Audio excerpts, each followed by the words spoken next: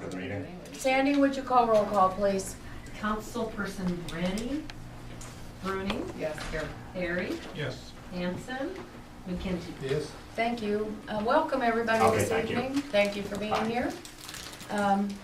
Council members, do any of you have any conflict of interest on any of the items on the agenda this evening? No. Okay. We'll move ahead then with consent agenda. Item number 3, which is A, approval of agenda, B, approval of the minutes of the April 8th, 2014 council meeting, C, receipts and disbursements, D, consideration of approving the Kids LLC DBA C's Bistro, and T with Lillian's Class C liquor license with outdoor service, E, consideration of approving Midwest Thermal Drilling's geothermal permit, and F, consideration of amending aquatic center personnel policies. I'd entertain a motion. Do we need to amend the agenda to reflect the correct date for the bistro party is June 20th instead of the 21st? No, we did contact the owners and confirm the application was an error. Okay, It was to be the 21st. okay. Could we pull the aquatic center out to correct a couple things in that? Yeah, we can pull it out. Okay, I would move consent agenda except for item F. okay. Second. Motion has been made and second to approve consent agenda. A, approval of agenda. B, approval of minutes of April 8th, 2014 council meeting. C, receipts and disbursements. D, consideration of approving the Kids LLC doing business as Sadie's Bistro, and T with Lillian's Class C liquor license with outdoor services. And E, consideration of approving Midwest Thermal Drilling geothermal permit. Would you call for the vote, please? Councilperson McKenzie. Yes. Bruni, Yes. Harry, Yes. motion carried. Thank you. Okay, item number 4 is public hearings. A is public hearing on the possible amendment to the policy. Aquatic center, he wanted to add. Okay, well, he's moving it down Okay. on the agenda. I was gonna move it to miscellaneous. Do you want it, I mean, we can move it wherever the mayor wants. Wherever's fine. He asked me and I said that was fine to move it to miscellaneous. Okay. Sorry. Okay. Do you need a motion to move it to miscellaneous? No, you moved it out, so. Okay. Okay. Item number 4, public hearing. Public hearing on possible amendment to the policies of using Sac Community Foundation funds on behalf of City of Sac City. Now is the time and the place for a public hearing on a possible amendment to the policy using Sac Community Foundation funds on behalf of City of Sac City. Have you had any comments or anything? I have no questions. There has been a lengthy discussion. I think we'll probably cover that under the consideration Okay. portion. Anything else? If not, I take a motion to close the public hearing. I'll make a motion to close the public hearing on possible amendment to the policies of using Sac Community Foundation funds on behalf of the city of Sac City. I would second. Okay, motion has been made and seconded to close the public hearing on the possible amendment to the policy using Sac Community Foundation fund on behalf of the City of Sac City. So we will move on to A1, consideration of approving amended policy of using Sac Community Foundation funds on behalf of City of Sac City. Would you like to have your discussion? Sure. There was a discussion with Representative, I'm sorry, We need to do a motion. Oh, I'm remember? sorry. Yeah. I would move adoption of the policy to amend the relationship with the Sac Community Foundation as presented in our packets. Is there a I'll second? second it. Motion has been made and seconded to approve the amended policy as shown in our packet, using Sac Community Foundation funds on behalf of the City of Sac City. Let's proceed with the discussion and questions. Sure. There was a lengthy discussion between myself and representatives of the council that sit on the board and Steve Irwin, who actually sits on the board, about the proposed changes.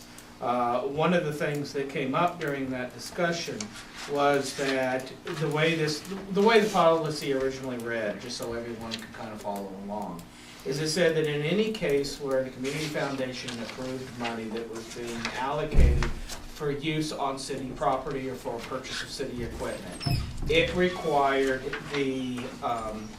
that the community foundation then get permission of the council to allocate that money.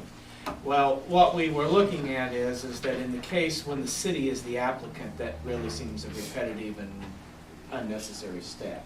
So what the idea was here is that we would update the policy to identify those unique situations where the city is doing it themselves, so that that policy would not be enacted in that procedure. It would be obvious that if we're filling out an application that's been approved by our CIP plan, we have approved moving forward with that application to them. So this would only apply in those cases. However, something else came up as we were having that discussion. In particular, Kids World came up as part of the discussion. Kids World is technically city property. So in essence, every time they'd be allocating money to Kids World, they would fall under this policy of needing to go before the council and get permission to allocate money for use on city property. So the policy didn't seem to flow in necessarily the way we wanted it to. Yes, it's a unique situation, but you're trying to make the policy applicable in 100% of the situations. So where the discussion turned is there was a short discussion about whether or not we wanted to ask for an amendment to add in a proviso pertaining specifically to Kids World. However, as that discussion went on, one of the things that I think all of us in the room were in agreement on is maybe instead of rushing into a final decision on this, that we should take some more time and get this right rather than to try to rush in and change the language at the last minute and possibly not be all encompassing in what we do with the policy. So since you've had your public hearing, it is not necessary that you make changes immediately. If this item was tabled and we were to bring it back up for a decision 2 weeks from now, that would be purely appropriate and within a reasonable time after the public hearing. That would lend us the time necessary to go over this and potentially consider make sure we include the Kids World allocations and any other allocations that might be impacted by this change in policy. I mean, we realized that the policy that was in place really didn't work, nor was it actually being followed, and the idea is to make the policy match the practice. Well, now we're looking at it saying, okay, we thought we were making an innocent change. It looks like we need to do a little more thought before we put it into practice. So, I mean, So the foundation was basically established through a donation from McCorkles to be able to do upkeep and support for Kids World. That was its first, That's all it's supposed to that was what it was originally for. It has grown since then, and I think we'll probably hear something later in the agenda about that. I would move that we table this We item. have to, you have to take it. we've got a motion and a second that we have to vote on before we can, I think you do. You can, In that case, there is a motion on the floor, so you must vote. So I'll call for a vote. Councilperson McGinty? No. Hanson? No. Bruning? No. Harry? no. Do you have to bring the whole thing up the next Now it'll have meeting? to be brought up again. Yeah. We posted for the public hearing. Which is- It can't be, I don't think you need to post for the public hearing, and we've already had that. but it can't be brought up. Can't be brought up now for a year.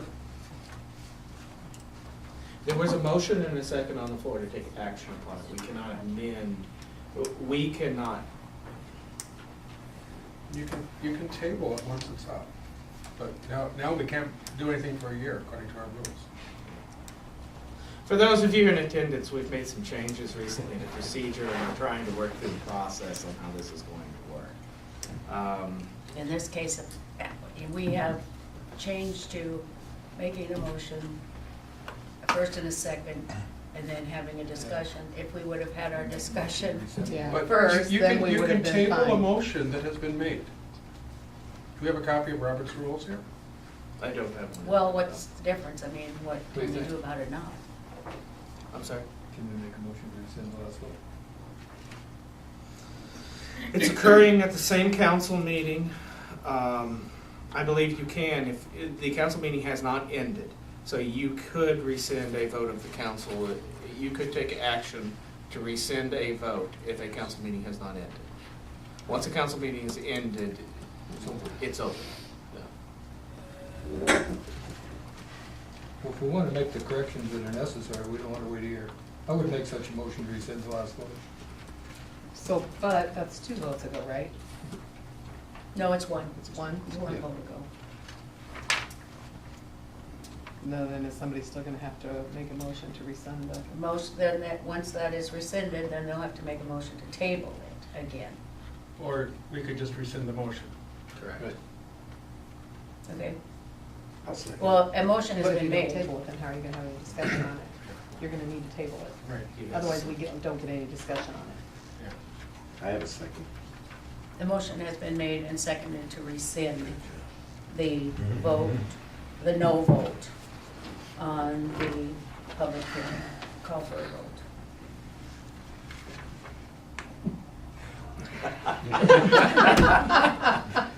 Councilperson Bruni, Yes. Perry, Yes, to rescind. Hanson, Yes. McGinty. Yes, Motion carried. see? Okay. Something new. So Please, now- somebody table this before we go. I would move to table this motion until our next meeting. Okay. I would second that. Motion has been made and seconded to table this to our next meeting. Call for a vote. Councilperson Hanson, Yes. McGinty. Yes. Bruni, Yes. Perry, Yes. motion carried. Thank you. Okay. All right, now we are moving on to 4, public hearings. B, public hearing. Now's the time and the place for a public hearing to establish the interim financing loan agreement. Have you had any conversations, any, Neil, anything about this one, Adam?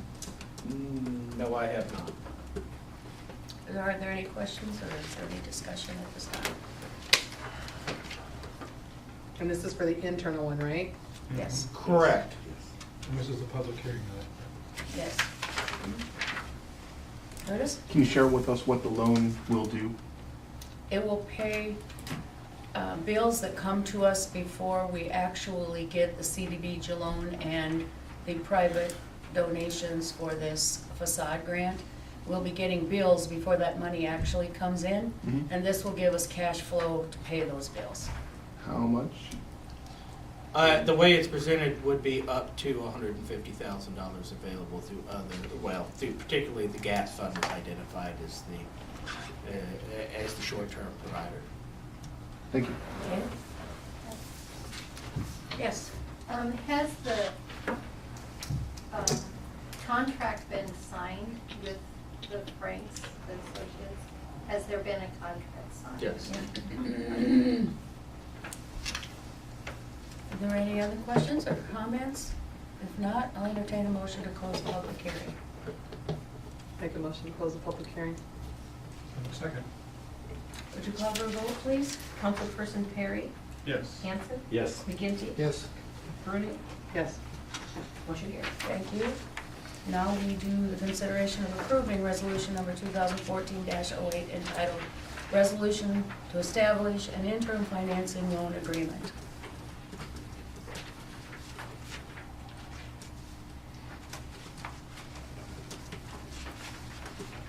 I would move adoption of resolution number 2014-08, resolution authorizing the establishment of an internal loan repayment program for funds transferred from the natural gas account to the general fund account for fiscal year 2014-15. Second it. Motion has been made and seconded to approve consideration, or excuse me, to approve resolution number 2014-08, a resolution to establish an interim financing loan agreement. Would you call for a vote, please? Now can we discuss it, please? Oh, yeah, excuse me, yes. I'm so used to the old way, I Okay. apologize. At the resolution, if it's for fiscal year 2014-15, will it go in effect before the 1st of July?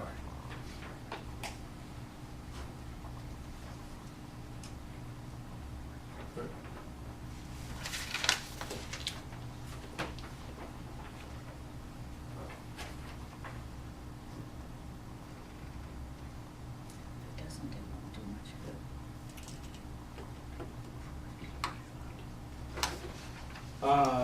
That would be correct, yes. You would want to amend it to include 14 and 15. And then you can do an amendment inside of the motion. I would move to amend the resolution for a fund account for fiscal year 2013-14 and 14-15, and to amend the $150,000 to $75,000, so that the city, since we do not get any interest repaid on this, so that we aren't going quite so much into the banking business and maybe look more for external loans. Further questions, comments about the amendment? Anything you want to discuss? Now's the time. So you wanna do that because Adam, you do you don't have any want comments? us taking as much out of that fund? I seriously don't expect we would find ourselves in a position where we need to use anywhere near the 150,000, so I'm okay. I mean, I don't see a concern with the 75,000 mark, and the 14, 15, just a correction he's Right. made. Are you ready to move forward then? Without- There's a motion for an amendment, we probably need a Right. You have second. to for second that. to Second that, then for a the vote on the amendment, and then you have a vote on the motion as amended. I would second that. A motion,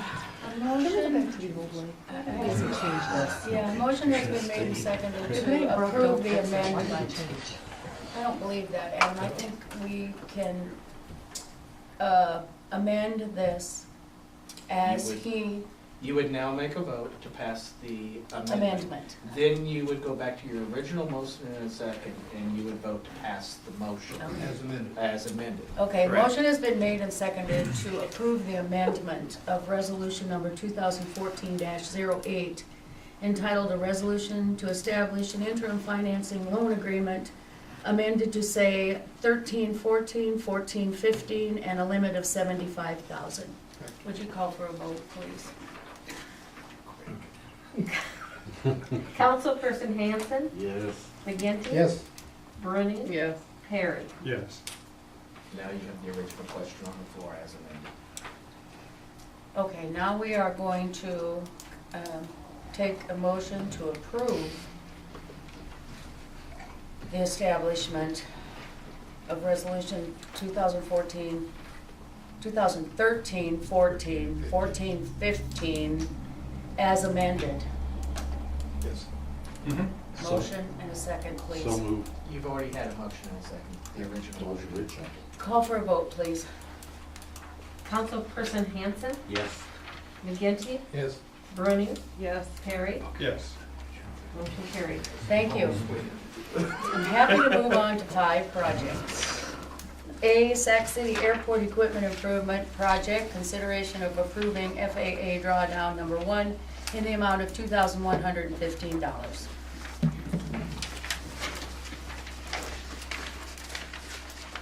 In order to do it in the new way, I would need a motion and a second, and then discussion.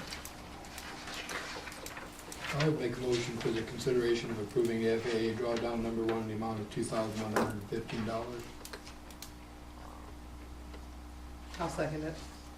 Motion has been made and seconded to consider the approval of FAA drawdown number 1 in the amount of $2,115. To call for a vote, please. Councilperson Bruning, Yes. Perry, Yes. Hanson, Yes. McGinty. Yes. Motion carried. And I would move then approving Olson and Associates bill in the amount of $2,350. Second.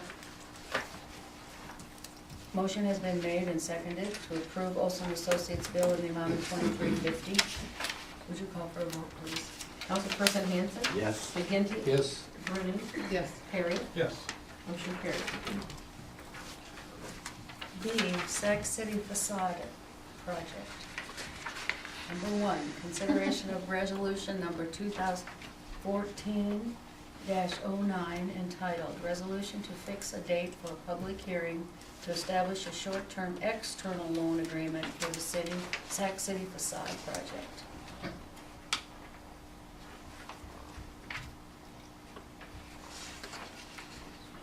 I would move resolution number 2014-09 to fix a date for a public hearing on establishing an interim financing loan agreement And the date would be? and setting the date on our next council meeting, which 13th of May at 5 p.m. I'll second it. A motion has been made and seconded to set the public hearing for May 13th at 5 p.m. to consider resolution number 2014-9, public hearing to establish a short-term external loan agreement for the city of Sac City facade project. Is there any discussion on that? Call for a vote. Councilperson Hanson? Yes. McGinty? Yes. Grudy? Yes. Harris? Yes. Motion carried. Thank you. Item number 6 is citizens' opportunity to address the council on items not on the agenda. If there aren't any, we will. I do. I just have a quick question. Where are we with the facade grant? I mean, it seems like it's been sort of stymied, and that's just a perception. I don't know that to be true.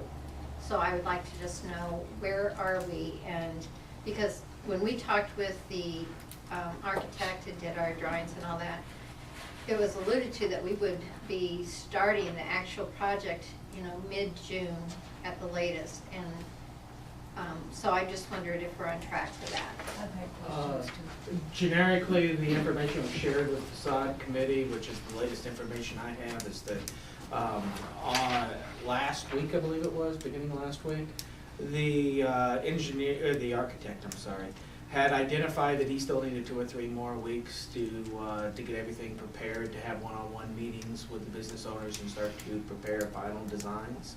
But he believed that the bid process may not begin until August at this point. So there was some discussion at the committee level about whether or not they felt comfortable with the idea that they could actually get the construction done before the winter would set in.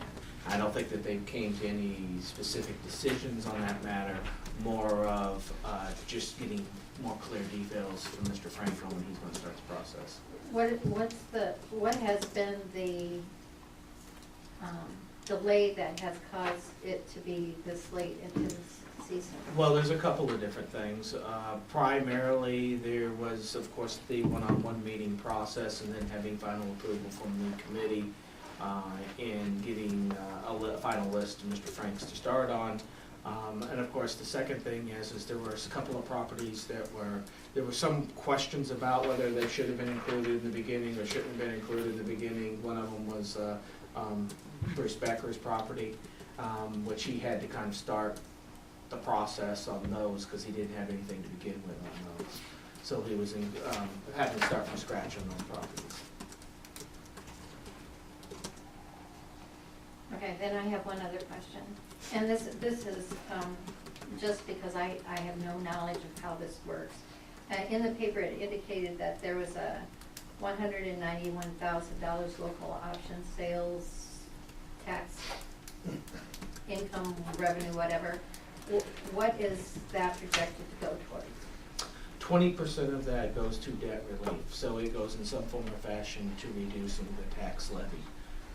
Whether that is debt service, whether that is the liability insurance cost, it goes somewhere directly on the reduction of taxes. The other 80% is used primarily to fund different activities, whether it be the cemetery or the parks. Usually it serves as the CIP funding mechanism for a lot of the recreation and community outreach projects. Okay, can you give me an example of where that would have been used last year? Last year, off the top of my head, I mean, I'd have to go and look. You don't know one project that it went to? Oh, well, crack sealing. A lot of it would have went towards crack sealing. The crack sealing for the street? There was over $75,000 used in crack sealing.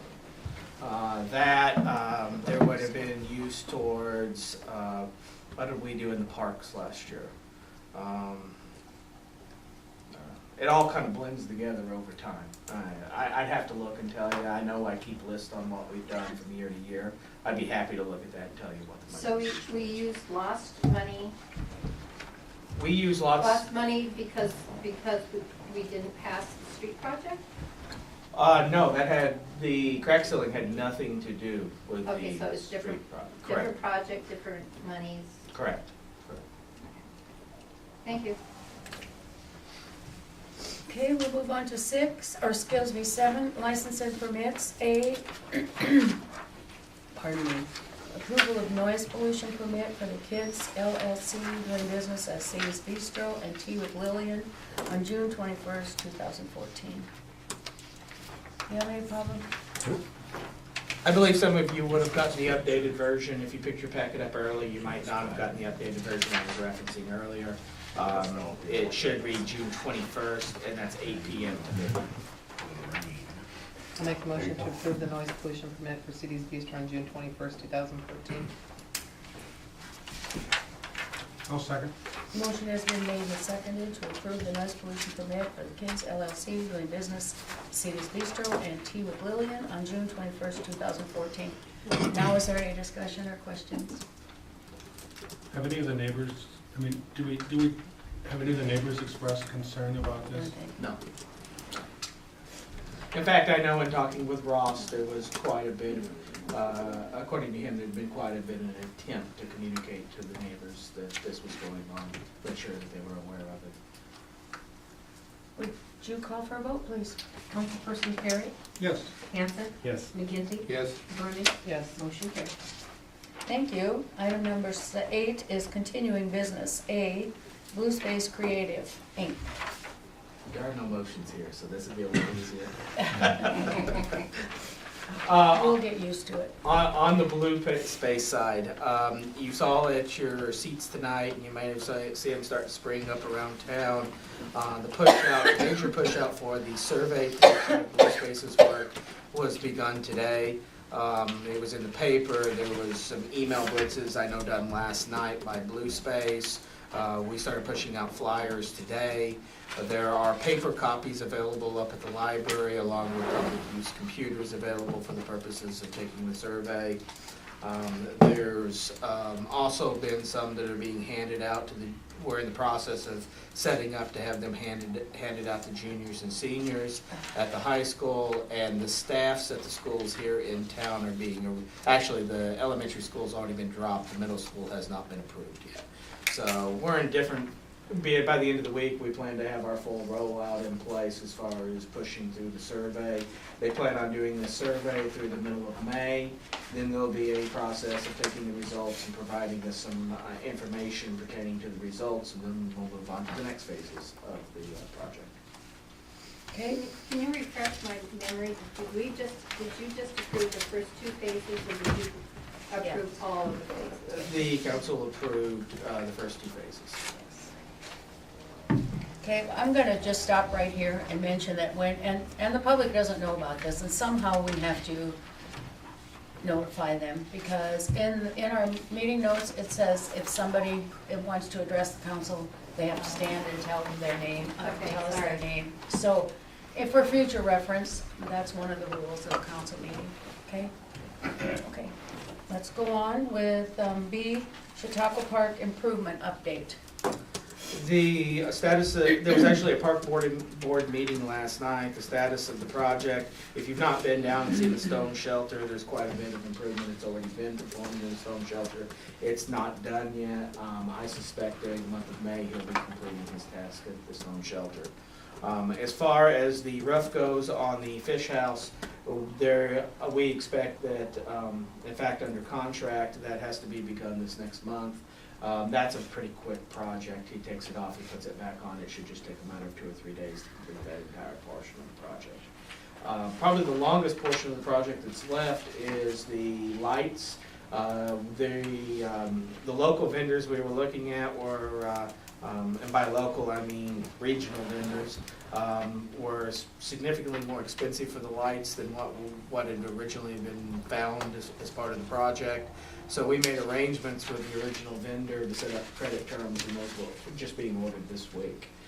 So we're trying to rush those in here. It's only 2 lights, so I don't suspect it will take them too terribly long to get them to us. The other element of that is now that we've gotten the frost out of the ground, we were waiting for that before we could work with MG. We're supposed to dig the trench so that he can put in the electric line from the Chautauqua building over to the pillars. So they'll be doing that probably this week as well. I'd like to visit about this in our council meeting, so it gets noted. Bruce has asked about the CIA helping do some painting over there, so I'm going to try to contact the members of that group. Plus, we have had a couple new people volunteer, so we will try to get some volunteers to help do some painting over there. That would be painting of the fish shelter, or the fish cleaning shelter, and the wood areas of the stone shelter, although the windows and the sashes and everything are painted as a part of that. So you don't have to worry about painting all of those wonderful little panes of windows. That's good. But just the top area of that. And the screens are, in fact, I just talked to Marty Grunt from the stained glass store. He called about 4:30, and the screens are in the process of being made to go on there now, so you're moving right along. Any other discussion on Chautauqua Park? Otherwise, we will move on to 8C, which is Urban Development Area Update.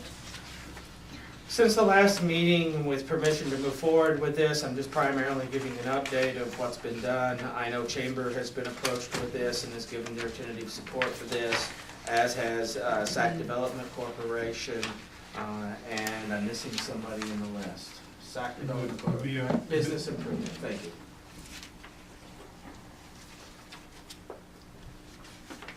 Okay, is there anything else about it? Nope. Okay.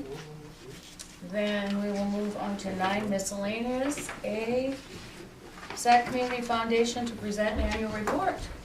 Steve, are you presenting a report? Sharon?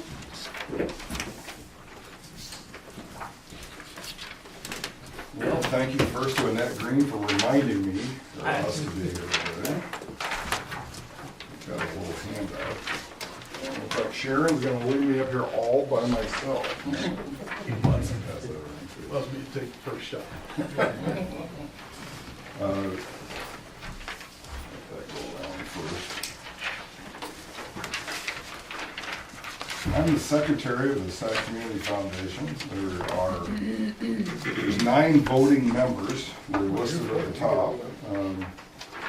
Sharon Mayo is our leader, and I'm a non-voting member of that group.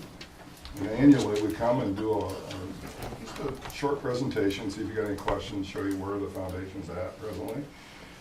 What I've handed out shows a total in the foundation as of the end of March. $219,468.75. There's a listing of, some of them are restricted funds, some are unrestricted, and so you can kind of see what projects they're earmarked for, and some of them are pretty open-ended, so they can be used for pretty much anything the board kind of decides, as long as it's for the community as a whole. Okay? We started off at $100,000 in November of 2001. You might recall Paul and Vivian McCorkle gave $100,000 that would benefit for the repair and maintenance of the Kids World building. And it was their vision and the people that put the foundation together that started this, and so we've more than doubled that fund now. Just for FYI, the McCorkle fund's now worth $131,000. So foundation's given probably between $3,000 and $5,000 a year to Kids World, and it's still, after all of that, there's still $131,000 left in it. So it's worked very well for that building. Some of the projects that we've done and are ongoing, you can see at the bottom. Every 5 years we put some money towards the old school reunion. That's some of the Shoal money was earmarked for that. Of course, we're Chautauqua building. We're gonna give away some of our money here before we're done today. So we won't have 219,000 when I walk out of here. But that's a permission to give it to. Yeah. So I think there's a list of projects. I think the main thing is you have questions. No, it's wonderful. There's two representatives of the council on the, Bill Brenny and Bruce Perry are representatives, and both very active, and so I think they report back. I would make a comment about the policy things from earlier, right? I think, just so everybody, maybe the public too, knows that nobody's raised a concern about this. What it is just matching what we do with what our policy says we do. And I think the city has been very informed on any money that's given out of the foundation. It can only be used for the benefit of the community as a whole, as you can see by the list on the bottom. And I think we're just trying to make it easier to operate, based on the policy. So if people want to donate to the foundation, how's the best way for them to do that? Make a check to Sac Community Foundation and deliver it to me at Iowa State Bank. That would be the easiest way, or any of the board members listed here. And again, they can be restricted or unrestricted. If somebody wants to give funds, but it has to be used for this project, that's fine. Or if they don't, we have funds that are given openly, so it's up to the discretion of the foundation board to decide what it's spent. You ever get proceeds from a life estate? A life We have not insurance yet, policy or but we something? hope to. Well, yeah, I mean, Some, where yeah, the family has settled the estate and they had laid money aside and they keep, yeah. I don't know. periodically they Yeah. send us a check, And we've had alumni from the school that live away from here that has donated a nice sum of money. And he's tried to get some of his friends, even though they're not from around here or anything. Yeah.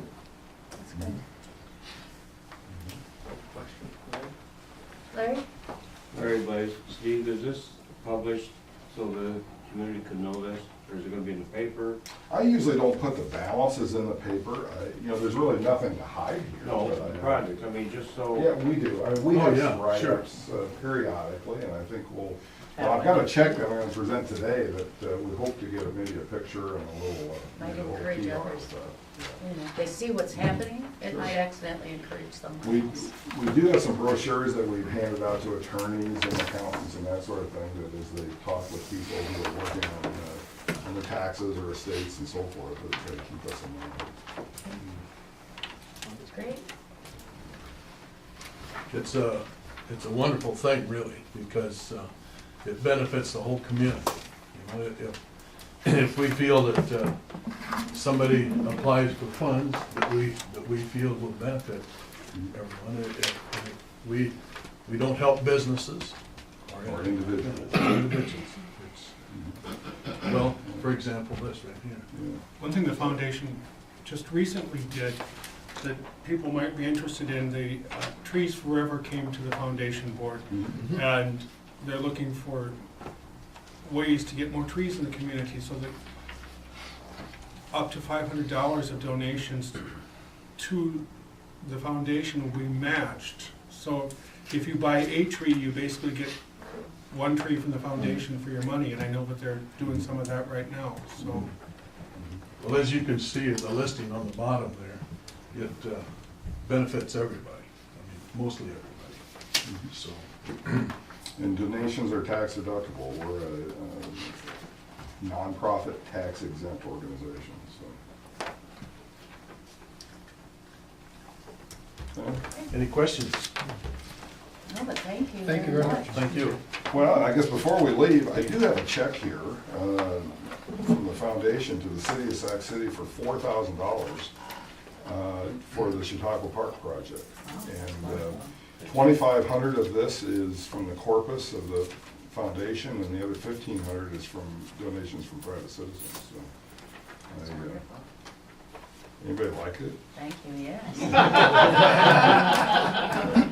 I I would love it. Could you hold it for a month? Sharon, you wanna get your picture taken? No. Yeah, come here, come I don't know, I think the council should be in on this too. on. Really. They could just stand up. Whatever you want to do. Yeah, they could just We're good. stand up. We're good. You I go got a for light it. crap. You go for it. John, get over there. Congratulations, please. Thank you very much. We really appreciate it. Thank you. We done yet? You think it's mine's over there when you're done with him? Don't pull too hard, it's rubber. I'm really squeezing his hand. Am I cutting off your circulation? Wait a minute, let me rest that. Okay. Okay, if I can get you to look right here. Perfect, thank you. Thank you. Thank you. Thank Very you. good. Thanks, Steve. Thank you.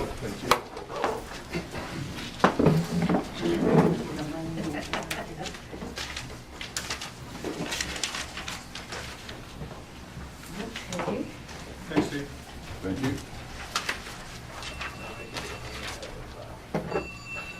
Um, 9 miscellaneous, B, a representative of the Sac City Planning and Zoning Commission to address the council.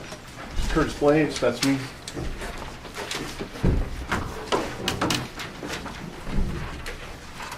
I've got a bunch of documents to sort through.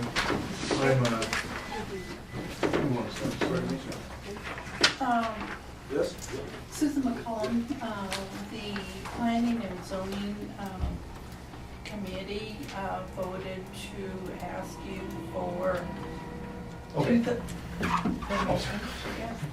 for $2,000 so we could do a inspection of the Sunwise building.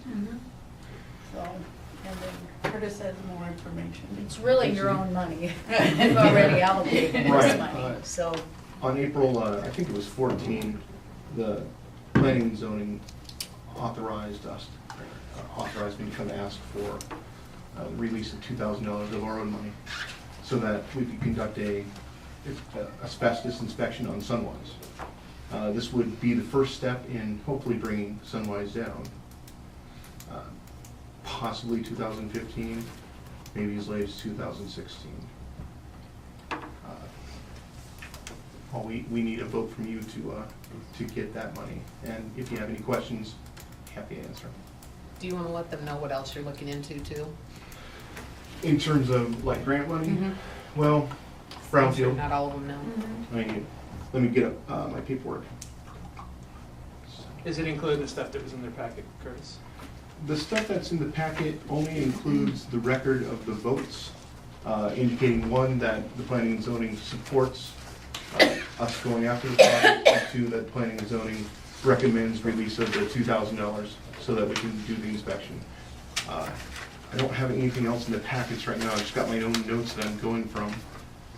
Let me just get those up. So far, I've researched down the list. So far, I've researched a derelict building grant with the DNR. That would be worth up to $75,000 if everything went right. Went right means being able to reclaim up to 71% of the materials. Otherwise, it would be a $50,000 grant. And it's competitive, so they want to see some sort of outcome from it.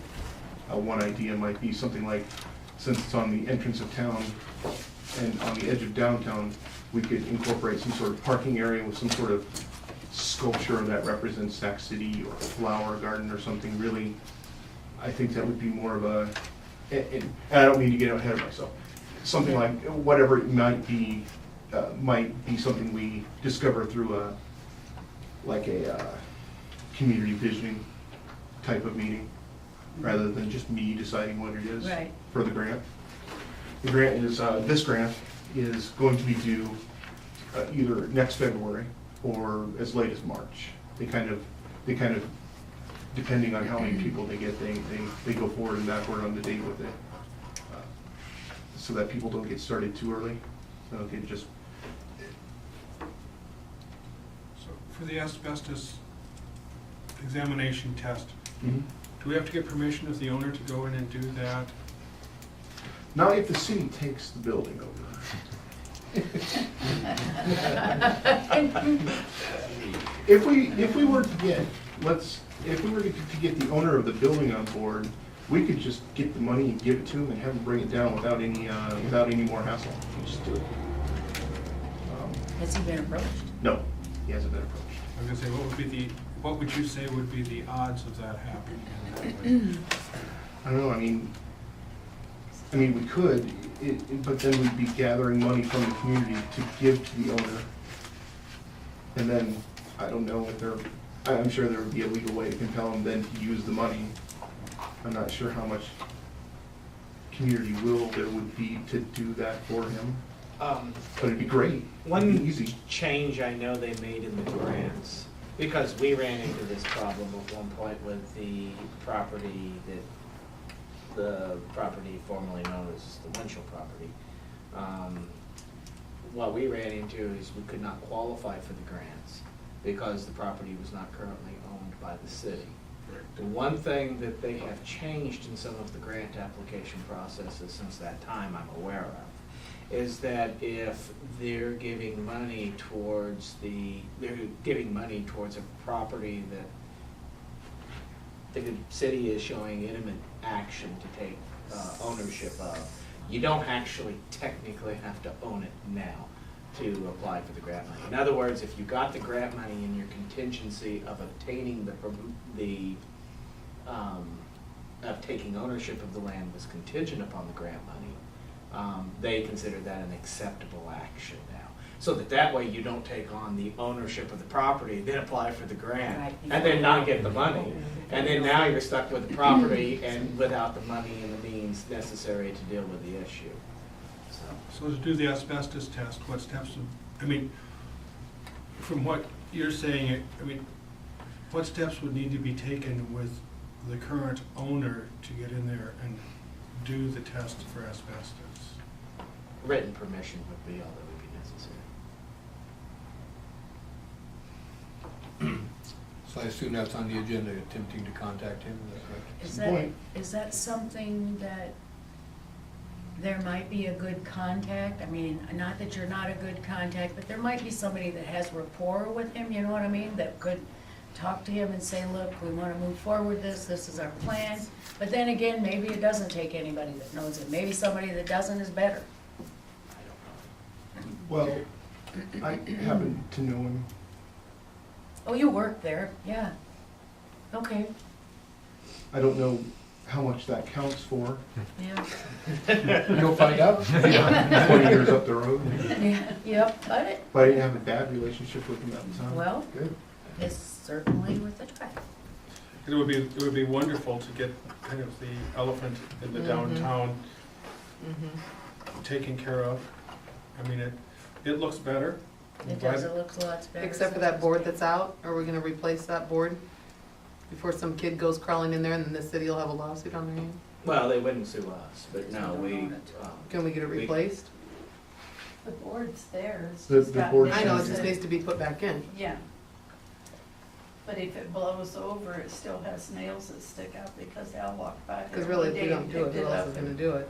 That's not really the main way in for people anyway. That's true, you mentioned other ways. The doors I broke forgot out about on the that. loading dock, so you can Yeah, just I reach forgot in. about that. And then there's a back door also that you can just go in.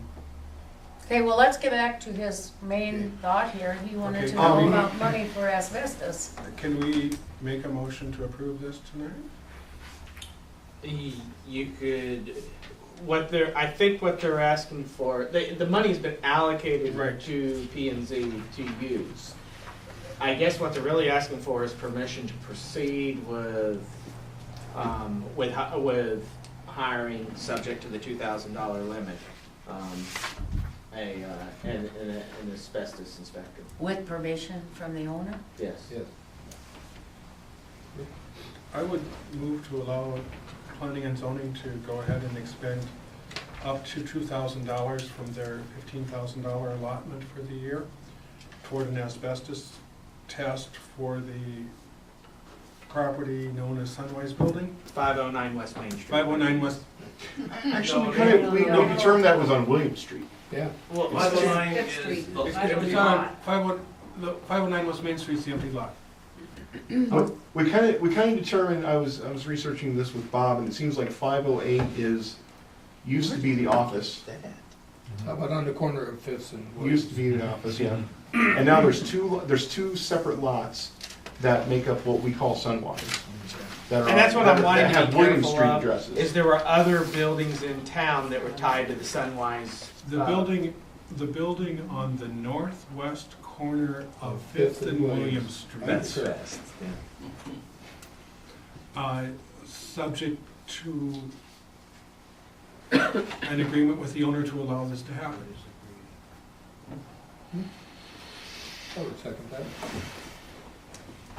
that. Motion has been made and seconded to approve the expenditure of no more than $2,000 for asbestos training, for asbestos inspection contingent at the northwest corner of Fifth and Williams, contingent upon the owner agreement to have this done. There might be some more you want to learn about this before you vote. Okay? According to the derelict building grant rules, there are 3 phases to this grant. You have the identification of asbestos, the removal, or the it might be called mitigation, and then the deconstruction of the property. There is a possibility in this grant that the first 2 phases can be paid for 100% as long as no work starts before the approval of the grant.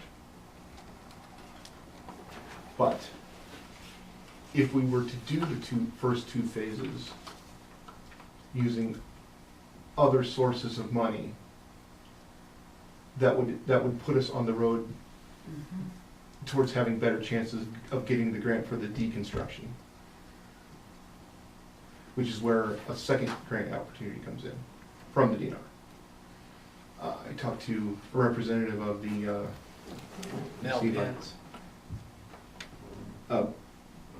Brownsfield? No, he's Mel not Finn? upset. No, this would be, I did talk to Mel Finn. I also talked to Scott Flagg. Scott Flagg. And they also can pay for the first 2 phases. But they have different rules for that. If And it public allows- money's been put in already, is it contingent on that like the other one? It's all gonna be matching. Okay. The Brownsfield will be a little bit harder to get. They wanna see a bigger outcome. But it would still be possible to move faster using that. Have they changed it so it doesn't have to be a threat to society? Used to be it had to be an actual threat and condemned before Brownfield would get involved. Is it still that way? Well, That's the super fund. Okay. That's not Brownsville, Yeah. that's the super Okay. fund. Yeah, there's a little bit of, there's a little quirk in this that I don't quite understand. They would give you the money or what they'll do is they'll reimburse you. And they use it for asbestos removal. If they don't find any asbestos, then I don't really know what that means as far as reimbursing you for your funds. I feel confident that there is plenty of asbestos in the plant. But I think the motion still is valid, and, the planning is only, if we don't have to, up to $2,000, 0 is up to 2,000. sure. If you can get it covered with grants, that would be fabulous. Well, using both of these, it's gonna be a reimbursement. Yeah.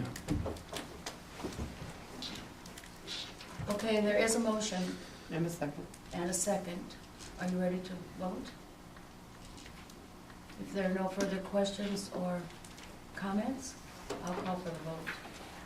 Councilperson Hanson, Yes. McGinty, Yes. Bruni, Yes. Perry, Yes. motion carried. Okay. All right, we're also here to talk about a project that we're doing. It's a, you see, I've got the title. Give me 1 second to pull up that document. Time's up.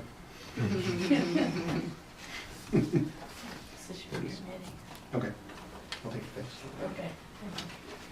The name of the contest we've decided is the Sac City Planning and Zoning, just the Planning and Zoning Property Improvement Contest. We assuming that people would know it was Sac City since it will be appearing in media that is just in Sac City. What we're gonna do is we're gonna run a contest to encourage people to improve their properties, whether that be cleaning up or building on, or just something that visibly improves the property in town.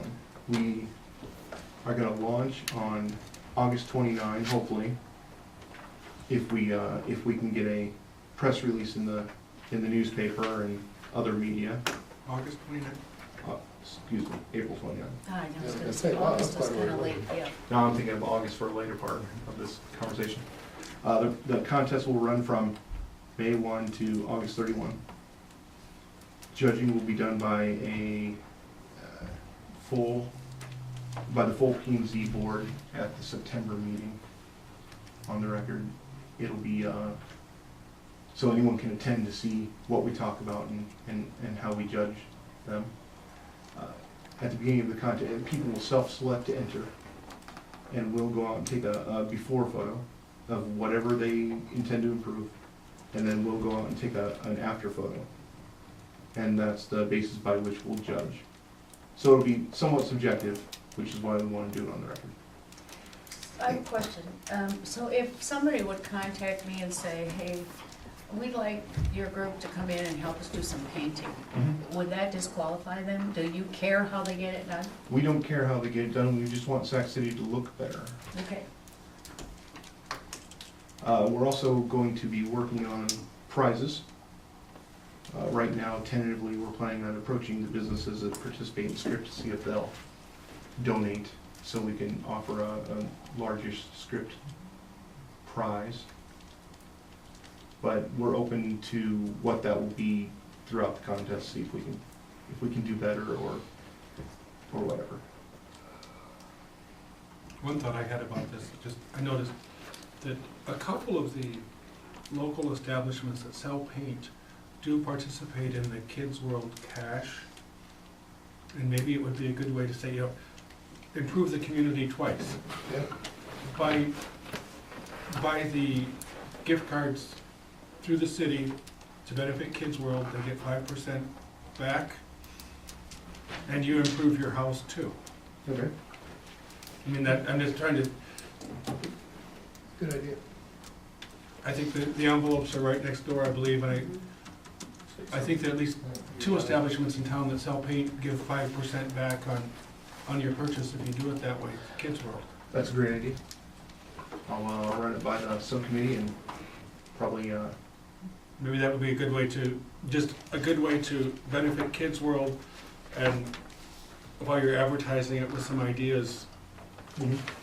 well, the three of us, none of the three of us thought of that, and that's a really good idea, thank you for that. Would it be something that you might want to think about once they've established who's gonna be in this contest? Maybe a little sign goes in their yard so that there's competition among them?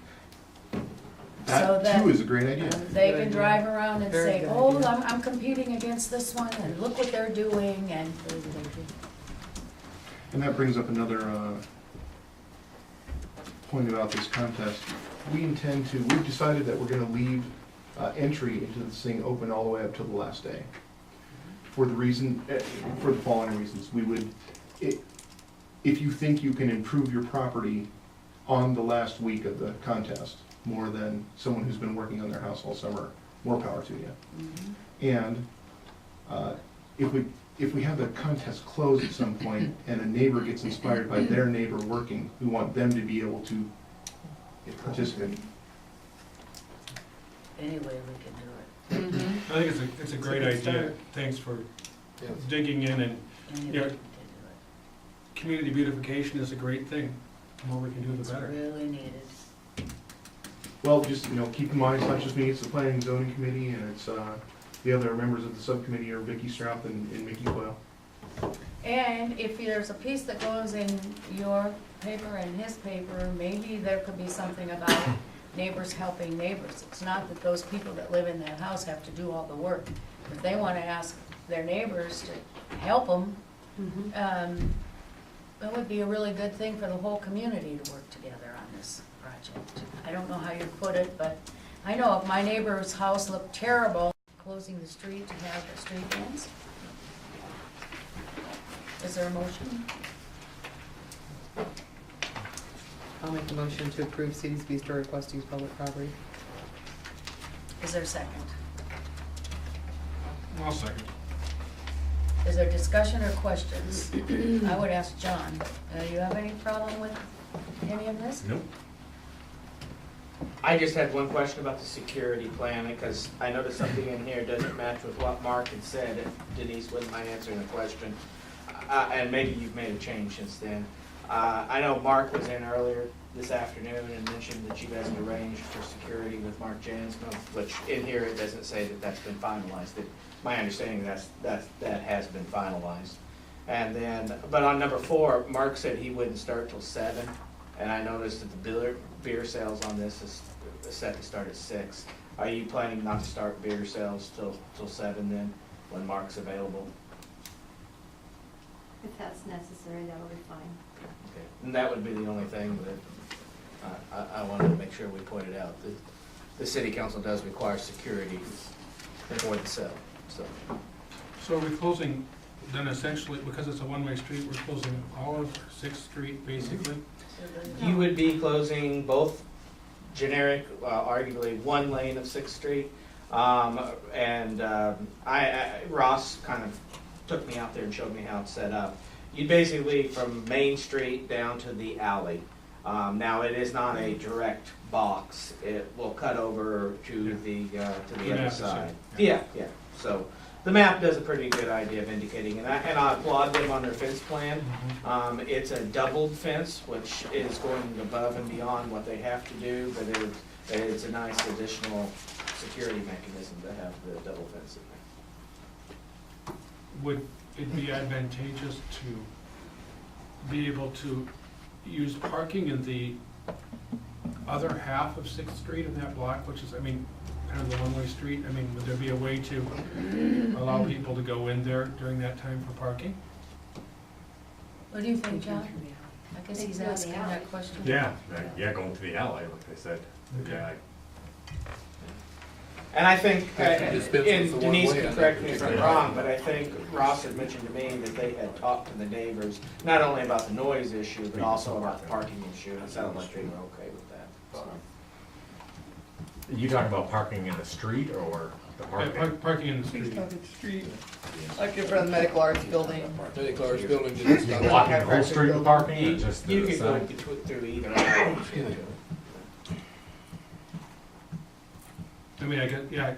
I wasn't thinking so much about the alley, I was just, You're thinking that night to make it not a one-way street so they could go in there and park and hang out Right. that way. I don't know what that takes to take away a one-way street for a night. Actually, it Well, it's requires closed. a city ordinance. Our city ordinance specifies what streets in town are one-way streets. With that closed, I doubt anybody would bother anybody if they were pulling in. I was just thinking in terms of parking to, That's true, it's needed. Mm-hmm. Okay, motion has been made and seconded. Are you ready to make a vote? I will call for the vote. Councilperson Perry? yes. Hanson? Yes. McGinty? Yes. Bernie? Yes. Motion carried. D is consideration of approving the Kids LLC doing business as City's Bistro and Tea with Lillian's request to close 6th Street from Main Street to alley of Block 18 on June 21st, 2014 from noon until midnight. I thought that was the same as you just did. And, I would move to allow the Kids LLC DBA Sadie's Bistro and Tea with Lillian's request to close 6th Street from Main Street to the alley on Block 18 on June 21st from noon until midnight. Seconded. Motion, wait, is there any discussion? Denise also, it's actually for the kids, and I don't know if that is a huge thing, Okay. but the corporation is actually for the number. FOR, isn't it? No, it's the for. number. Okay, For the kids. okay. And to me, it makes no difference, but it may make a difference to you guys, so. Okay. There's a motion on the floor. Is there any discussion? I seconded. If there is no further discussion, I'll call for the vote. Councilperson Hanson, Yes. McGinty, Yes. Bruning, Yes. Perry, Yes. motion carried. E is consideration of approving for the Kids LLC doing business as City's Bistro and Tea with Lillian's request to allow use of a temporary deck on city right-of-way at 519 West Main Street.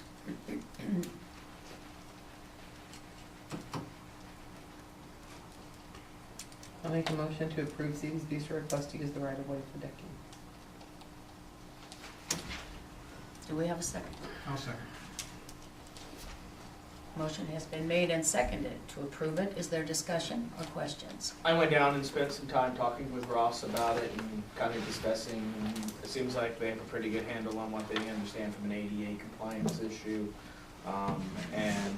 The only quirk that Ross and I discussed to some degree is, since it is city property, there was an issue about serving alcohol out on the front deck portion.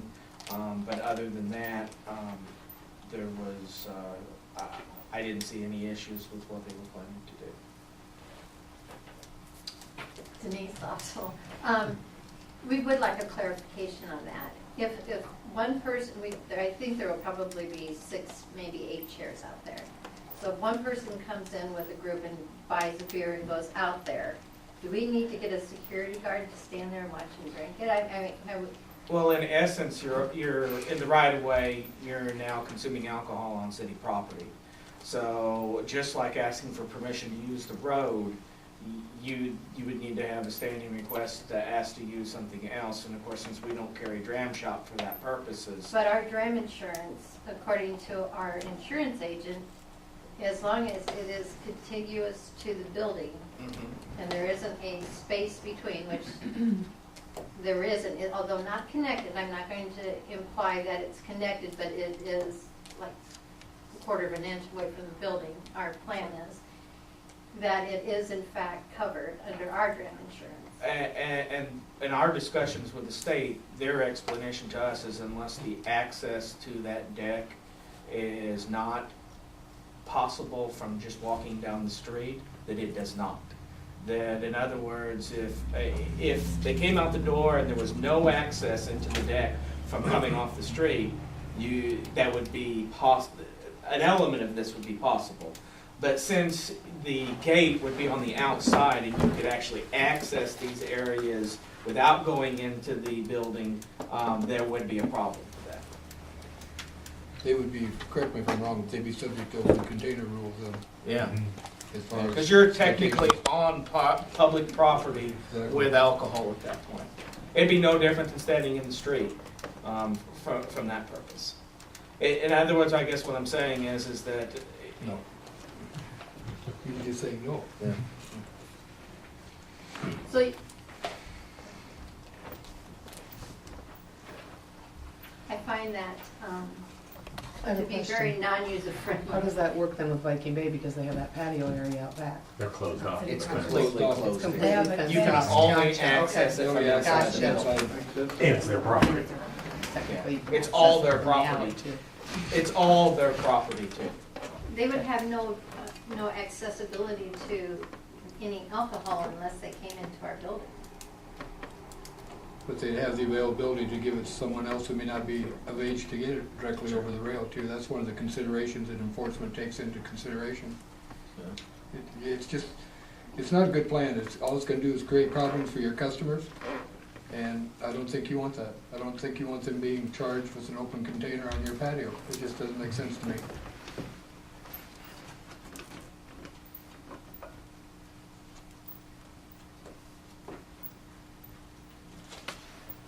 Questions, discussion, anything else? Curtis? Curtis Blaine, Sac News. Could you describe the patio a little bit better? Like what that is? What's a temporary patio? Is it made out of wood with wheels, or? Are you asking me? I guess I am. They pointed at you. I haven't seen it, so I can't describe it. It is a three-portioned platform to allow for us to have a level surface out there rather than the elevation of the sidewalk and the cracks of the city property, so that we can have actually tables out there that can sit flat. There will be fencing on it, and there's a gate on the access of the west side to allow people to go in there and sit down and, wait to be served at Cattleman's or whatever, or to eat lunch or whatever. And there will be some potted plants and hanging plants and an effort to beautify part of downtown with some greenery and live plants, and an opportunity for people to be outside and enjoy a non-alcoholic beverage outside. Thank you. So then I have to wonder, my confusion is, part of the time the sidewalk is my responsibility, and then part of the time the sidewalk is not mine at all. And part of the time we're responsible for it, and part of the time we're not responsible for it. And so please help me with my confusion on that. Right-of-way is a lot like an easement from that perspective. It has some aspects where you have multiple ownership responsibilities. And under state code and under home rule, the city can set what their responsibilities are on a particular portion of right-of-way property. And that's how right-of-way typically works. Well, this one came about because I was at a meeting with Roger Brooks, which I'm assuming you know who he is, that a community actually moved forward with, during the summer hours, actually extending the community's storefronts to allow for tourists and visitors to that community, and actually then took the walkway into the street and then back. And so the sidewalk became more of an extension of each property owner's frontage, if you will. So, I'm getting from you that this is a national thing, or is it a city thing? Which portion? Some of this is state and some of this is city law. So I guess I have to ask, which portion are you talking about? What issue in specifically? Because if it's about accessing it through a gate separate from the building, that's a state issue. If it is about... Okay, so here's my question.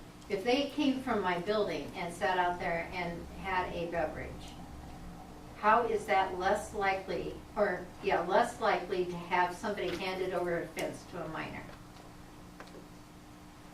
It's a state law, I mean, you can sit here and debate. We don't control that portion. Okay, so that's a state law. Yes, that portion of this is state. If you're asking about use of the right-of-way in a manner which you want, that is a decision of the local governmental body, whether or not you can use it or not. Now, some cities carry dram shop liability or dram shop insurance. Sac City does not. Okay. And perhaps, back to your question, I think the sidewalk is the owner's responsibility. That is public domain. But it is a public. That's a very good way of putting It's, this. The city doesn't repair the sidewalks because that is the owner's responsibility throughout town.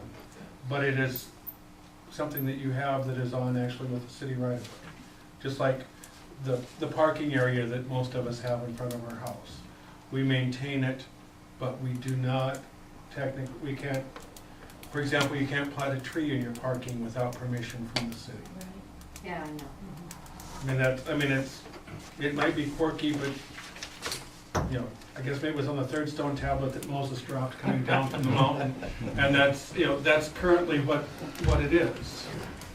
I would ask if you made the motion, but would you like to make that motion amending it? It doesn't even say anything about alcohol in there, but do we need to do anything about that? No, I think it should be with the understanding. She's asked to of put the alcohol. deck in. Okay. I mean, Okay. That's the only thing we're if talking any about. property owner chooses to do something that they're not allowed to do, that's a legal matter. Okay. As far, her request is for using the deck. Okay, And that's what the motion was for, is approving Okay. the placement using the deck. Call question. yes. No, that's what it is. The deck. Councilperson Perry, Yes. Hanson, Yes. McGinty, Yes. Bruning, Yes. motion carried. Okay. Thank you, everybody. Let's move on to F, discussion of purchasing bike racks for chamber-managed park bump outs. You might remember at the last council meeting, Ms. Opsel had talked to us about the idea of maybe adding in bike ramps for the bump out locations. And I was asked to spend a little time looking into it before tonight's council meeting. I did that in two manners. The first one is I looked into cost. If you're looking at what you're probably going to have from a cost standpoint is you're going to have the unit itself. I spec'd in somewhere between 5 to 7 bikes per location. Then you have the connector units, which then you're going to cut out a piece of concrete. You're going to set these units down and you're going to reconcrete them down in. All in all, I show that it would roughly be somewhere between $500 to $600 per part. So you're looking at roughly it would cost somewhere between $2,000 and $2,400 for the actual, to do one in each of the 4 bump outs. The second element that I discussed is I went out and talked to Chamber because these bump outs, when they were created, were left into the hands of Chamber to maintain and manage. So I did contact Chamber and I talked to Bobby Wells and I talked to Brandy Ripley and I asked them if this was how they felt about this, if this is something that that Chamber was behind. And I made it very clear to them that Denise was not here representing Chamber that night. She was branding it up as a citizen. Their communication back to me was wasn't really anything on their radar. And that why they weren't necessarily opposed to the idea, they didn't have any position on being for it either. So that is the communication I got from them, and that is the communication, that is the amount of money that I found towards the project.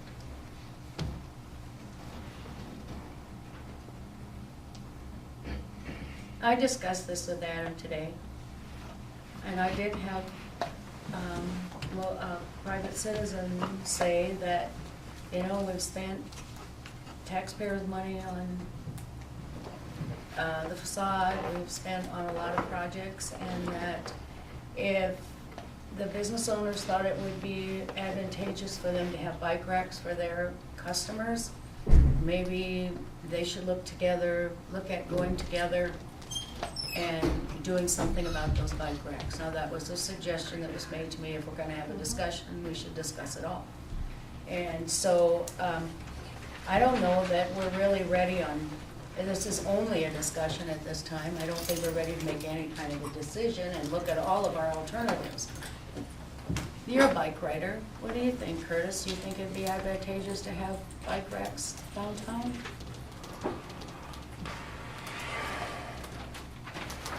You know, all the businesses I go to, on a bike, bars, we just pile our bikes up on the tree or whatever. When there is a bike rack, I don't know, it's always been full by the time I got there. You know, but I ride a lot of trails and I ride a lot of events, and I don't know. We just pile our stuff up wherever, and So people is don't it- steal them because we're all bikers. The places that you guys go when you ride, is there a lot of bike racks on those places or not? And it's just maybe that they're full when you get there, or they're just not there. A lot of times, in a RAGBRAI event, what they'll do is they'll string a very taut line Right. Temporary. for you to put up like a temporary bike rack. Right, It's not a lot of, there are some permanent, but not a lot. no, really places on trails where they've erected, I don't know if you're aware of this phenomenon, but it's sort of like a, I don't know, like a hooch house. It's like a sort of a slash tent clapboard building where it's just basically a shelter with a bar inside of it and they've got a license. They'll do the string thing, or you just pile your bikes up, pile them up. Do, in your opinion, would bikers park their bike half a block down the street at a bike ramp and then? Well, let me approach this from another direction. When we go into a town and we see a lot of bike racks, we think to ourselves, bike-friendly town. We don't usually use them because if a place is a biker place, it'll be full by the time we get there, and then it'll just be piles of bikes. You experienced it probably during RAGBRAI. That's pretty typically what any bar on any bike trail or bike event looks like. What I have noticed is like there's some kids that ride their bike downtown. I see them going like to details and having a slushy thing or whatever, and they drop them right on Main Street. Well, I don't know that that's really. But are they gonna wanna leave them a half a block away? I don't know. I don't know. We're just discussing this. I don't know. Well, that is kind of a consideration. Yeah, we would leave them a half a block away if we were concerned about security. If there's a place to lock up and we're worried about security, like if we're doing a Fort Dodge ride, not to pick on them, and there's a place to lock up, we will. You know. I think that's a good idea. But I tend to agree with the person with whom we were discussing that it might be something, particularly since it's not on the CIP plan for Chamber Main Street, that, and our funds are limited, let's be honest, and maybe I think we have stated, I think even on our website, that we work actively with Chamber Main Street, and maybe this is a time where we let them take the lead. And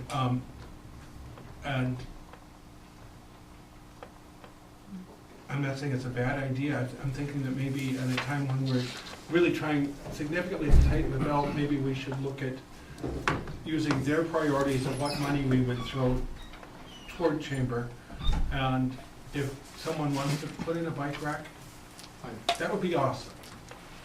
You had a question out there. Larry Blaze, well, I thought that, to do down on Main Street, the new empty space of the shoe store, not being used for anything, perfect place for a bike rack. Well, it's interesting you bring that up, Larry, because H on the agenda tonight is future use of 509 West Main Street. So. Well, I don't didn't know think that was the address. I don't think we're ready to make any decision, and I think maybe there should be more discussion on it. And there's quite an active bike club. Maybe get their opinion on what they think. You know. Just since you're asking my opinion, really the bottom line, just as someone who rides a lot of bikes, is that it can't hurt and it might help. Okay. That's how bike racks are. I will get some information from a couple of people that are avid bikers. Question? Susan McCollum, I guess when you were talking price, were you talking 2,000 for each rack? No, that was Total assuming for you're the- doing 2,000. That'll be for There's each $500 to pocket $600 park. per park. Pocket park. Correct. That would be And one in all four of It just them. seems like we're spending a lot of citizens' money for something maybe that the chamber should pay for or the business owners should pay for. Just an opinion. I know that businesses are being hit for lots of things. The Chamber is hits for lots of things. They're not particularly flush with capital. And to be brutally honest, the city right now has been not particularly flush with capital either. Well, let's keep it up for discussion, let's get some opinions, maybe we can bring it back to the table and discuss it. It was again. simply a discussion item, you Okay. don't have to take any action on it at this time. Okay, all right, then we are going to move on to G, consideration of appointing a preferred vendor for airport engineering service 2015 through 2019. The airport commission met 2 weeks ago now, and is recommending to recognize Olson and Associates as their preferred vendor for their 5-year service plan. And they would like to have action of the council identifying that so that they can start the process of negotiating a contract. It was on our agenda, the discussion last time. Oh. We talked about it. Oh, yeah. I've had a weekend since then, I Yeah, apologize. it was on and it was discussed, but it had to be brought to this Oh, sure. because we couldn't act on it. Sure, sorry. So, I would move to accept the airport commission's recommendation of hiring Olson Associates for the airport engineering service for the years 2015 through 19. One second. any further discussion?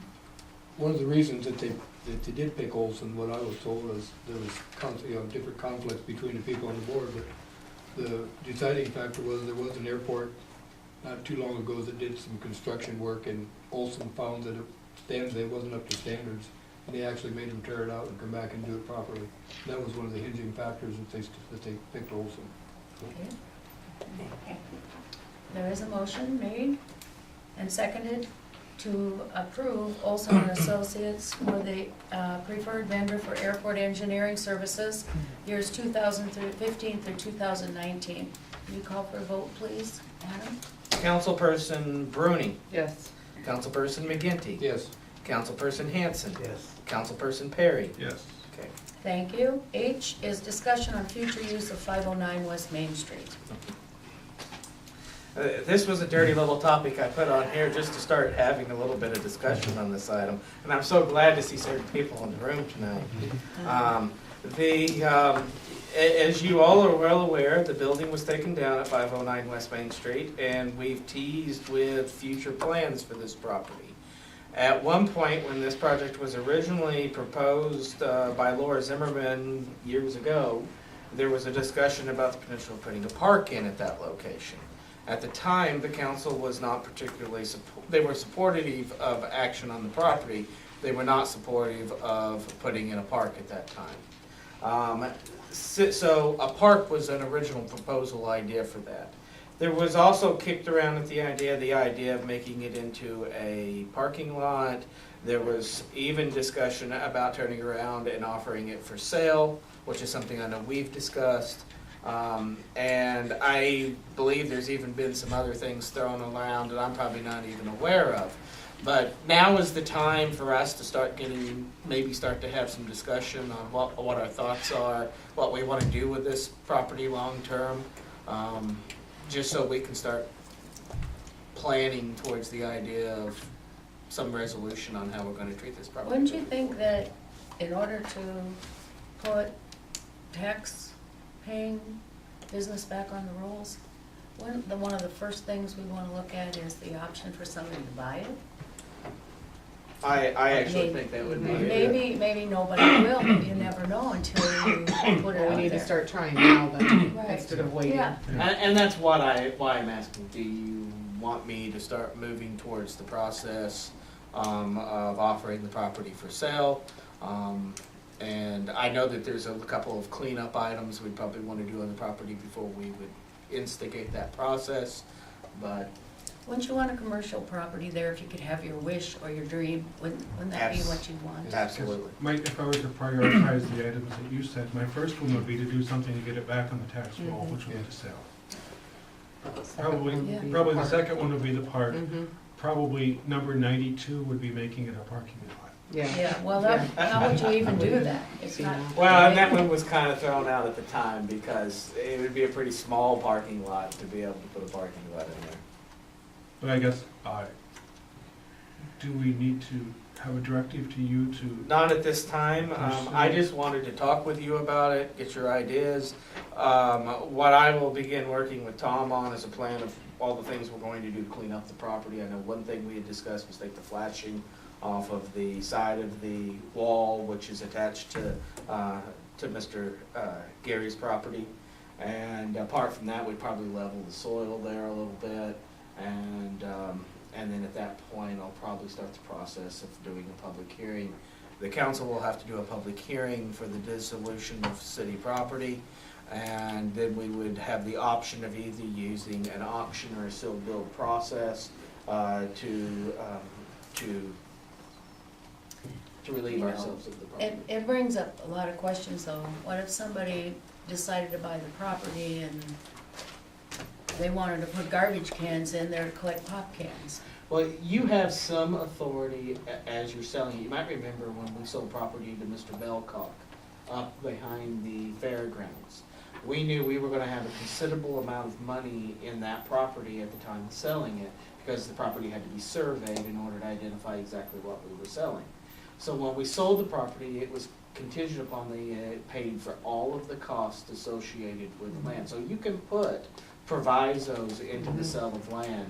In fact, one of them that I know P&Z has talked a little bit about is we reclaim some of these properties and maybe demolish the houses at them, is maybe putting provisos that they be offered out for sale, but within 360 days you have to apply for a permit to build a structure on it. You know, that's something they had thrown around, so that way we prevent neighboring property owners from attaining it simply to expand the size of their yard, and then don't ever have the opportunity to recapture the cost associated with demolishing the building. Whereas if you have a structure contingency being built up on there, you at least are getting some better tax value off the land over time and kind of getting some of your money back. Okay. Well, I think also that the central business district zoning would probably preclude some things that people might want to do Exactly. there. That's where planning and zoning becomes Because it very. is a C1 district, there are some strong specific rules. For instance, in C1, you cannot build a new residence on the ground level. It can be on the second level, but you cannot build a residence on the ground level. In a C1 district. Yeah, Steve? Steve Gary, just one comment, going back the 11 years with Laura and everything like that, the state bank has, what can I say, set aside $10,000 to put a false front on that property. And that was a little bit of discussion with Frank's for the facade, Okay. so. And that's one reason why I was asking the questions, because if we're not going to sell it, we will probably want to act on the fake facade if we're not going to do a park or something else to the property. But if we want to try selling it first, then if no one offers to buy it, then I think at that time we'd go back to the drawing board and see what our options are there. I would appreciate it if it would not be a park. Well, you can do something about that, you know. Hint, hint. You had another question. Yes, another I couldn't see. I'm sorry. Denise, also another downtown business. The recent discussion with Iowa State Bank was possibly doing something that would be somewhat temporary, in that at the present time, it is greatly improved by taking it down, but it's still somewhat of a, not the most pleasant thing to look at. And there is also the question of how long will the city wait to have a new ownership in there. And although I'm understanding what you're saying right now, that there will be ways of keeping it, okay, so a concern of just a metal building going in there is not contiguous with our efforts to do the facade grant improvements. And although I have to say, all that they've done down in Auburn but their entire community now has that metal, and it looks great with the roofing and everything. So as a business owner, and I can appreciate Steve's position as far as not wanting a actual park in there, but if we could do, hypothetically, some sort of bricking and then a gate entry and then just, something even that could be somewhat temporary so that there is usage and, it, starts looking like it's part of the whole vision that we on the facade grant hope we have for downtown Sac City. One of the advantages to this property is since it wasn't included in the application, it's not federalized. So we can do some things there without having to worry about violating the facade agreement, so. Okay. So you could put in a provision that it has a brick front or something like that. The council could put quite, yeah, I mean, there's, arguably, you can put all kinds of provisos into how you sell, restrictive covenants on how it's sold. And if they fail to meet those restrictive covenants within a certain period of time, you can actually reclaim ownership of the property. Okay? Which wouldn't be what anybody would want to do. Right. We would move forward with it. Yep. Okay, That's a worst case. Let's move on to I, if you're ready, to consideration of hiring summer labor, which is what we do every year for Sure. mowing. We are, at this time, last year we hired 2 people during the summer period. I'm only recommending 1 at this time. And the reason is it was a reapplicant from last year. That is Cameron Marcheski. Tom, he put his application back in. Tom was very happy with the work he did last year, and we felt comfortable enough to move forward with a rehiring in that process. Yeah.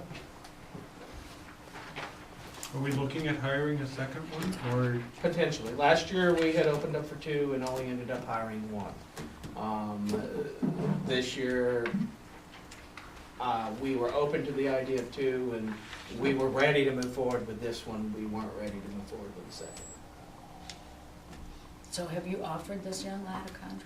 No, that is, We have to. I move do it. not have the authority without council's Okay. action to offer a I just was position. wondering because Do of we the need conversation.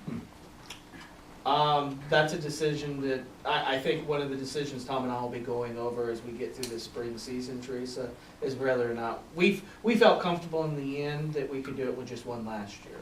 And so, we'll be gauging over the next month or so whether or not we need we need a second person. I would Okay. move to hire Cameron Marchevsky as a summer laborer. Second. Any further discussion or questions? Motion has been made and seconded to hire Cameron Marcheski. Would you call for the vote? Councilperson McGinty? Yes.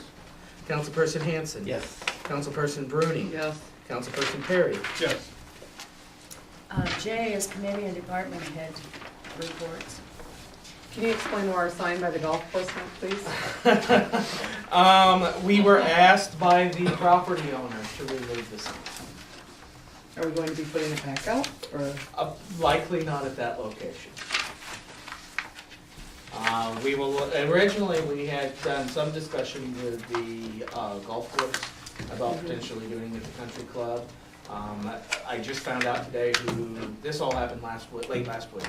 I will be contacting the new chairman at the country club and see if we can make arrangements for that. Put it same spot only on the country club's property? Yes. But you do have all signs. You have all the signs. Yes, I have both. Any other reports? Anybody else have any reports? I've heard a couple complaints about things at the cemetery. I have 2.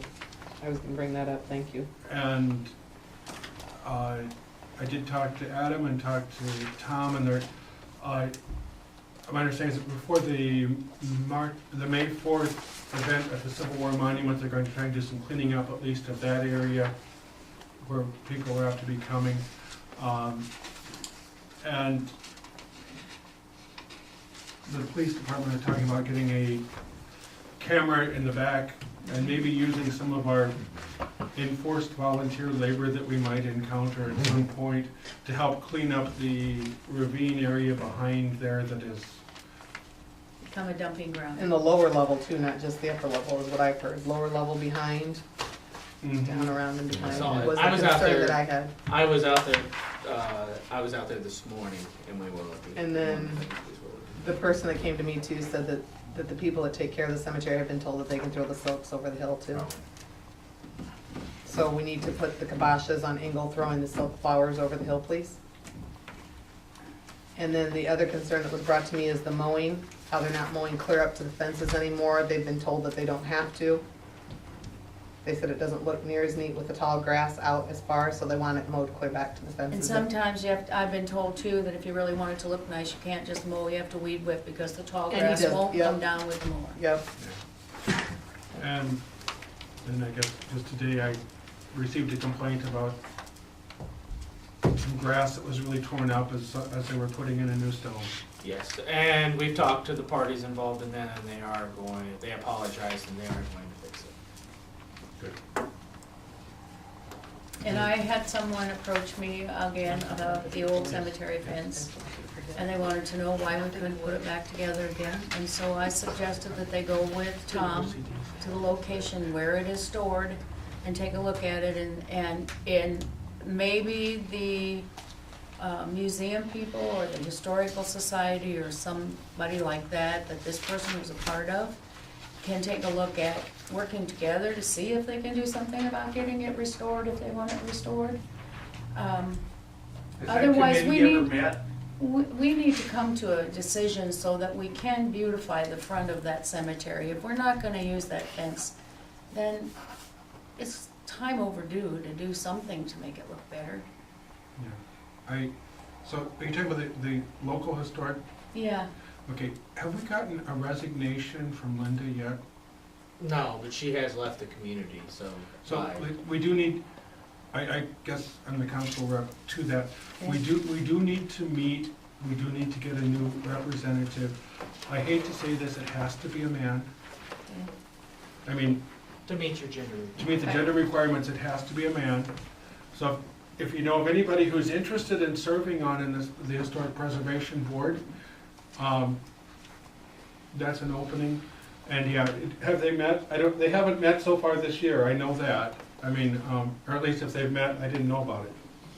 But, Well, I'd like to go to the meeting if they have one, okay? would you, Steve, Gary, two things. 2 years ago, maybe, whenever we had the deer jumping and taking the deer off of the fence and everything like this, I can remember sitting in one of these chairs and you appointed a committee. Did that committee ever meet? And I think Curtis was the chairman. They did meet, but I think they came to the conclusion that it would cost something like $50,000 to put that fence back up the way it was originally put up. Am I correct in that? I was the chairman on that committee.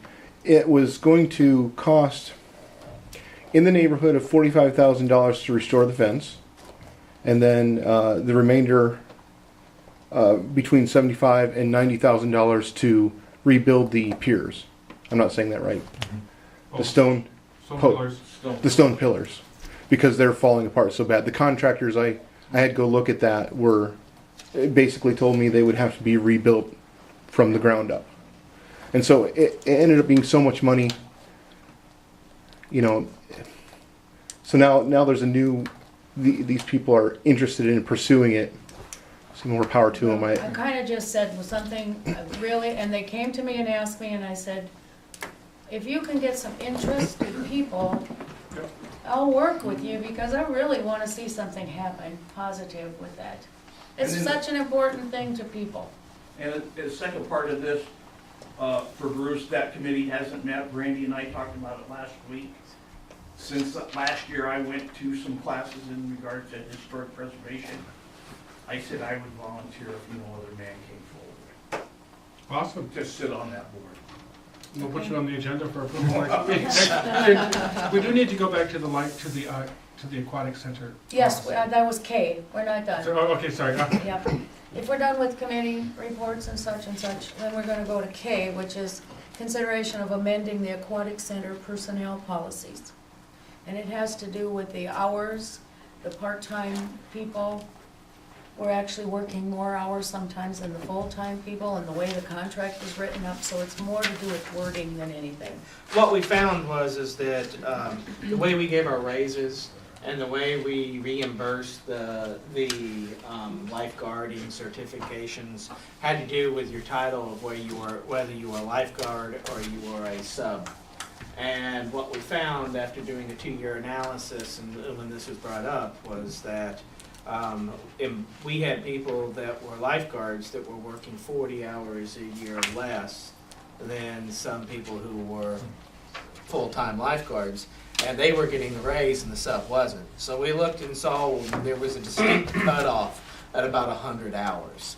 That you could easily identify anybody who worked over 100 hours as kind of meeting a certain criteria for being working a considerable amount, whereas people under 100 usually it's easy to see that they're not really meeting a full-time type of position. So they don't work 100 hours and they don't get the reimbursement. That is the recommendation, the way it's being presented. There was I think there was a grammatical error that Bruce had mentioned on he wanted to make a change of. Basically, I would like to spell authority correctly at the end of the second paragraph. And I think maybe instead of saying may also qualify for lifeguards, they do qualify, but they may apply for it. I think the concern was that they sometimes weren't applying in a timely manner. Right. But they have to apply for it. I think it's what we need to get in there. So, you want to amend what you're voting on then? Right. Would you state it, please? I would move that we adopt the Equality Center personnel policy with the changing the season may, the last line of the first paragraph, changing also qualify to may apply for lifeguard certificate reimbursement. And then spelling authority correctly on the end of the second paragraph. Is there a second? I'll second it. Motion has been made and seconded to approve the change in the contract amended by spelling, what was the word? Authority correctly, and strike the words and say may apply for in the last sentence. Any discussion? Would you call for a vote, please? Councilperson McGinty? Yes. Councilperson Hanson? Yes. Bruni? Yes. Harry? Yes. Is there anything for the council forum this evening? The only things I think we had covered, I had made a mention here and I wanted to re-clarify, is that 7 a.m. Thursday is our next planning I won't be session. there, just so you know.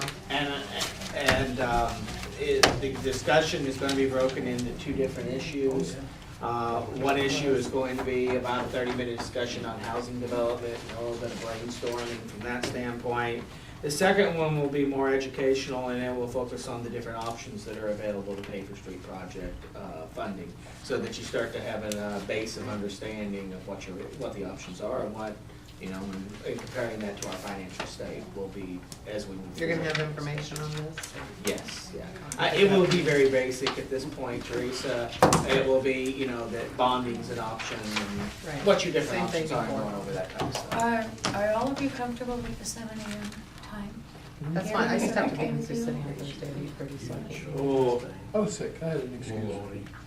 Last time I honestly forgot, this time I have to be in Sioux City at 8:30. I have a legit reason this time. Last time I forgot. No, we didn't make it an hour. Till I got to work on it. 8:30. Looking at, Yeah, and we're gonna looking- keep it to. Okay. looking ahead to the month of May for our 7 a.m. meeting, there is a 5th Thursday. I know that 3 of us are at a natural gas workshop on the 4th Thursday. Okay. We'll change it. I would just rather prefer they do. No, I'm kidding. What, you don't wanna do it? I'm kidding. 5th Thursday in May. I mean, I'm just looking ahead at the calendar. The 4th Thursday, I think, is when there's a natural gas workshop that Gary and Adam and I are at. So you're recommending, Barb, that we move it from May 22nd? If you get an opportunity to drive around the community, there's discussion about lots that might be available where there's derelict buildings and things. I've had people say to me, well, nobody would want to build there anyway, even if you gave them, because their neighbors are probably awful or whatever. If you have an opportunity to drive around, look at those properties and see if there are any that, it's in a decent neighborhood, and maybe there's just one house in there that's really nasty, and if it came down, there would already be trees and a sidewalk. Maybe there would be I a couple of experienced that those north of me. properties. You're the best neighbors ever. Look around, see what we got available. I'll make a motion to adjourn. Just an FYI, there is a new community center director, Mm-hmm. Kyle Stallard, something like that. So if you get a chance, stop by the community center and meet him. Wonderful young man. Has Yeah, everybody and met bring the it- Vista representative? Yeah, there, I was gonna say, he is pretty much volunteering his time to work with, the mentoring program. And, it's through the state. And New he's Opportunities? New opportunities, With and Jane Wilhelm, Yeah. and he just came to town Monday. he'll be working here for a year. Very nice. And living here. And living here with, I think he has a significant other, I'm Yeah. not sure. But anyway, he is an awesome young man. He has, been like in China and somewhere Oh, else man, doing, all over. teaching English and pretty much not making much money, but volunteering his time. And this is part of AmeriCorps. So welcome him if you see him. He's really a great young man. Does he have a name? Mark something, I can't remember his His last name. last name is, I have it at the office, I can't tell you, it's kind of different, I don't know, I'm sorry. I don't know Somebody his said last he'd be name. at chamber coffee tomorrow, maybe? Hoping so. Where's Chamber Coffee out there? Yeah. I On don't know Thursday, where- excuse me, I'm a Where- dickhead. where I is want it this on week to be Thursday? over. Anybody know? Thanks, Dale. It's with you, no. No, that's, me. Okay, motion has been made and seconded. Has Was not it- been seconded. Okay, second.